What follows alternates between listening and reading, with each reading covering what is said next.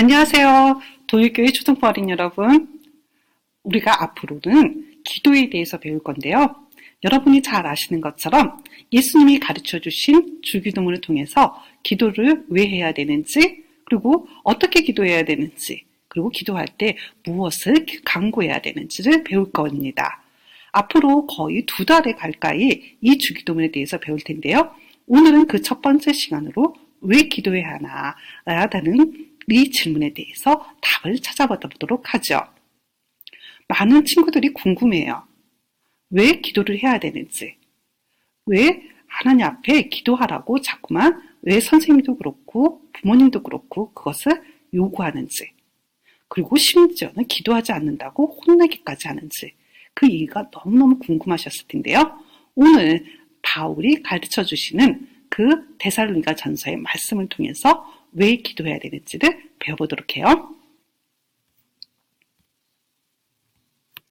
우리 다 같이 데살로니가 전서 5장 15절서부터 시작해서 18절까지 한번 읽어볼까요? 15절, 삼가 누가 누구에게든지 악으로 악을 갚지 말게 하고 서로 대하든지 모든 사람을 대하든지 항상 선을 따르라. 항상 기뻐하라. 쉬지 말고 기도하라. 범사에 감사하라. 이것이 예수 안에서 너희를 향하신 하나님의 뜻이니라. 예수 그리스도 안에서 너희를 향하신 하나님의 뜻이 무엇이냐면 항상 기뻐하고 쉬지 말고 기도하고 범사에 감사하라는 것입니다. 우리가 그리스도 안에 있는 그리스도인이라면 하나님의 뜻에 따라서 항상 기뻐해야 되고 쉬지 말고 기도해야 되고 그리고 범사에 감사해야 되는 거죠. 자, 오늘 우리가 볼 것은 바로 이 쉬지 말고 기도하라입니다. 기도하라 이렇게 명령하셨다라고 그러면은 그래요. 기도하면 되죠. 근데 앞에 쉬지 말고 기도하래요. 야, 기도하는 이유도 잘 모르겠는데 앞에다가 쉬지 말고도 기도하라는 거예요. 어떻게 사람이 쉬지 않고 기도할 수 있나요? 사람도 잠도 자야 되고요. 밥도 먹어야 되고요. 그리고 공부하는 시간도 있고요. 그리고 우리가 다른 거 텔레비전 보는 시간도 있고 축구하고 농구하는 시간도 있고 운동해야 되는 시간도 있는데 어떻게 쉬지 않고 기도하라고 하든지 이렇게 명령할 수 있는지 그것은 도대체 이해가 되지 않아요. 왜 바울은 우리에게 쉬지 말고 기도하라는 거의 불가능한 일을 우리에게 요구하고 있는 걸까요? 왜 그렇게 살라고 그게 하나님의 뜻이라고 우리에게 가르쳐 준 걸까요? 자, 이것을 이해하기 위해서는 지금 바울이 15절에서 이야기했던 거 다시 한번 되새길 필요가 있습니다. 삼가 누가 누구에게든지 악으로 악을 갚지 말게 하고 서로 대하든지 모든 사람을 대하든지 항상 선을 따르라. 우리에게 그리스도인들에게 살아가야 되는 삶의 지표를 주셨는데요. 그것은 어떻게 사는 거냐면 악을 악으로 갚지 말게 하라 그랬습니다. 그 말은 무슨 말이냐면 다른 사람이 나에게 잘못한다 할지라도 그 사람은 뭐 어떻게 해주라는 거예요? 똑같이 그 사람에게 이는 이, 눈에는 눈 이렇게 갚지 말고 그것을 어떻게 해요? 선으로 그것을 갚으라는 거예요. 그러니까 화를 내지 말고 용서해 주라는 거죠. 항상 하나님이 우리에게 주신 그 말씀에 따라서 선을 따라서 선한 행동을 하라고 얘기하고 있는 거예요. 그런데 여러분들 일상생활을 하면서 가정에서도 그렇고 학교에서도 그렇고 교회에서도 그리고 여러분들 VC에서도 친구들과 만나게 될 때 언제나 화내지 않고 질투하지 않고 항상 기쁜 마음으로 지낼 수 있나요? 지금 이 상황 보시게 되면요. 이 그림에 3명의 소녀가 나오고 있어요. 자, 3명의 소녀의 얼굴 모습을 조금 한번 살펴볼까요? 2명의 친구는 하나의 우산 아래에 있어요. 정말 친한 친구처럼 보이죠? 근데 한 친구는 지금 어떻게 하고 있죠? 약간 눈이 찢어진 듯이 쳐다보고 있어요. 질투하는 것 같아요.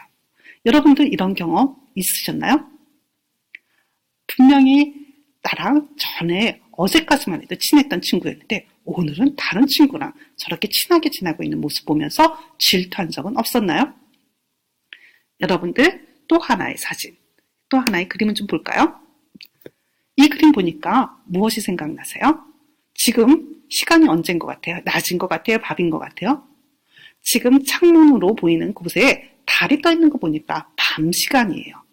이 밤 시간에 이 아이가 무엇을 하고 있나요? 분명 보니까 앞에 키보드가 있는 거 보니까 컴퓨터로 뭔가를 하고 있는 것 같아요. 근데 문 밖에서 엄마가 큰 소리를 치고 있어요. 분명히 게임으로 하고 있는 것처럼 보입니다. 컴퓨터로 어떤 숙제를 하고 있었다면 엄마가 그렇게까지 소리 지르고 그렇게 오질 않았을 것 같은데요. 분명 이 친구는 밤늦게까지 컴퓨터 앞에 앉아 게임하면서 즐기고 있던 거죠. 우리의 일상 생활 속에서 보게 되면 이렇게 친구들과 질투하기도 하고요. 엄마의 잔소리에 마음속에 분노가 일어날 때도 있고요. 짜증을 낼 때도 있고요.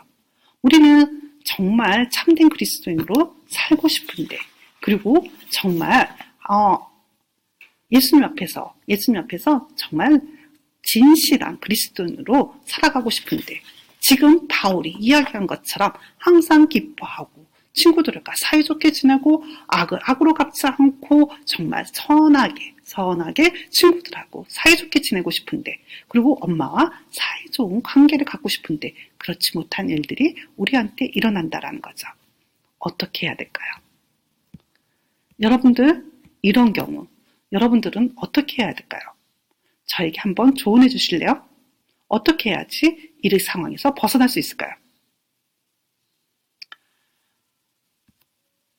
우리가 이때 필요한 것은 바로 그 잘못한 것으로부터 벗어나가 되돌이키는 거겠죠. 되돌이키는 것이 필요해요.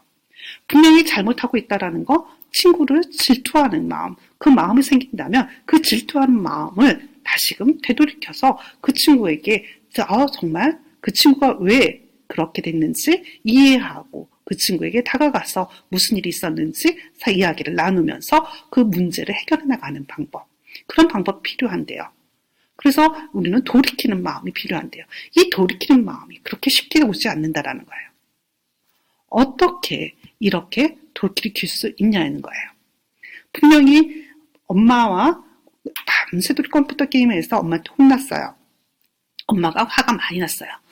그러면 마음을 돌이켜서 엄마한테 가서 사과해야 되고, 그리고 엄마한테 잘못했다고 이야기해야 되는데, 이 돌이키는 게 그렇게 쉽지가 않은 거예요. 어떻게 해야지? 해결하고 싶은데 가서 돌이켜서 마음은 다시 관계를 회복하고 싶은데 이 회개가 그렇게 마음속에서 그렇게 바로 일어나지 않는 거예요. 어떻게 해야 될까요? 그때 여러분들 기억하실 게 있어요. 예수님께서 하늘로 올라가시면서 우리에게 무엇을 보내주신다고 약속하셨냐면 바로 성령을 보내주신다고 약속하셨어요. 그 성령, 예수님께서 약속하신 그 성령이 바로 우리 마음속에서 회개의 마음을 불러일으킬 수 있는 힘이 됩니다. 그리고 우리가 그렇게 친구들과 사이에서 질투가 생기게 될 때, 그리고 마음속에서 엄마의 마음속에 엄마가 하는 소리가 정말 바른 소리고 올바른 말임에도 불구하고 짜증이 날 때, 그 짜증나는 것에 대항해서 싸울 수 있는 힘을 바로 이 성령님께서 우리에게 주시죠. 그 성령님께서 우리 마음속에 찾아와 주셔서 우리가 잘못한 것이 무엇인지를 깨닫게 하시고, 그리고 그곳을 통해서 예수님께서 나의 죄를 대신해서 십자가에 달려 돌아가셔서 내가 정말 참된 깨끗한 의롭다 칭함을 받는 그리스도인이 되었는데, 내가 그리스도인으로서 친구들을 질투하고 그리고 부모님 말씀을 안 듣는 그러한 마음들과 싸울 수 있는 힘, 그 힘을 성령님께서 나에게 달라고, 성령님을 보내주셔서 나에게 그런 힘을 달라고 기도하는 것이 필요하다는 거죠. 우리는 바로 이 기도라고 하게 되는 거, 그 기도가 이러한 상황 속에서 악으로 갚지 않고 선으로 갚을 수 있는 그 힘을, 기도를 통해서 성령님을 힘을 강구하면서 그것을 행할 수 있기 때문인 거죠.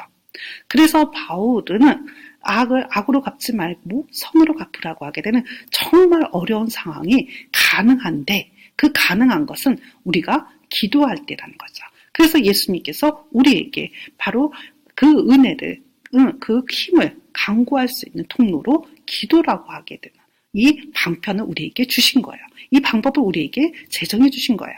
그렇기 때문에 우리에게 뭐 하라고 했냐면 기도하라고 했던 거예요. 기도는 꼭 해야 됩니다. 바로 우리가 예수님의 그리스도의 십자가의 보혈의 피로 우리가 죄에서 자유롭게 되었다라고 한다면 그 예수님 말씀에 따라서 이제부터는 악을 악으로 갚는 것이 아니라 선으로 갚는 것이 어렵다라는 것을 안다 할지라도 그 예수님께서 우리에게 주시는 그 힘, 성령님을 구하면서 기도하면서 정말 악을 악으로 갚지 않고 선으로 갚게 해달라고 기도해야 된다는 거죠. 그래서 기도는 감사의 행위예요. 이 행위는 우리가 예수님께서 지금 우리의 죄를 대신해서 십자가에 달려 돌아가셨고 우리를 죄에서 자유롭게 해주셨어요. 그것에 굉장히 감사한 마음, 그 감사한 마음에서 우리가 하는 것이 바로 기도인 거죠. 그렇기 때문에 우리가 무언가를 잘못했을 때마다 우리는 이 감사의 행위였던 그 기도의 자리에 나가서 바로 예수님께 그리고 하나님께 우리가 구해야 될 성령님을 구하는 행위를 해야 되는 거죠. 그래서 하이델베르크 신앙교육서 116분에서는 왜 그리스도인에게 기도가 필요합니까? 기도는 하나님께서 우리에게 요구하시는 감사의 가장 중요한 부분이라고 가르쳐 주신 거예요. 우리는 그리스도인이에요. 그리스도인이라 한다면 우리는 바로 예수 그리스도의 피를 통해서 자유함을 얻었기 때문에 거기에 대한 감사로 기도의 방편을 누릴 수가 있다는 거죠. 기도할 수 있다는 거예요. 그렇다 그러면 예수님께서는 어떤 사람에게 성령을 주실까요? 그 악을 싸워서 이길 수 있는 그 성령을 받을 수 있는 사람은 어떻게 기도하는 사람일까요? 바로 116문에서 이렇게 얘기합니다. 하나님께서는 그의 은혜와 성령을 오직 탄식하는 마음으로 쉬지 않고 구하고 그것에 대하여 감사하는 사람에게만 주신다라고 얘기했습니다. 바로 감사하는 사람에게만 주시는 것이 바로 이 기도의 능력을 체험하는 자가 되는 거죠. 바로 이러한 기도를 드리는 우리 동일교회 초등부가 되기를 간절히 바랍니다. 우리는 예수 그리스도의 보혈의 피로 인해서 자유함을 얻은 그리스도인입니다. 그렇기 때문에 우리에게는 감사의 행위로 기도를 해야만 하는 당위성이 있는 거죠. 우리가 기도를 하게 될 때마다 하나님께서는 우리에게 은혜와 성령을 부어주세요. 그 은혜와 성령을 우리는 쉬지 않고 구하고 그리고 우리가 이렇게 구할 때 감사하는 마음으로 우리에게 구할 때마다 그 성령님께서 우리에게 오셔서 우리는 우리 마음속에서 일어나게 되는 악한 마음과 대항해서 싸울 수가 있게 되는 거죠. 그렇기 때문에 쉬지 말고 기도하라라고 그렇게 바울이 이야기했던 거예요. 그 기도 왜 그렇게 했는지 이해가 되시나요? 그러면 우리는 앞으로 쉬지 않고 감사한 마음으로 간절하게 그것을 구하는 우리가 됐으면 좋겠습니다.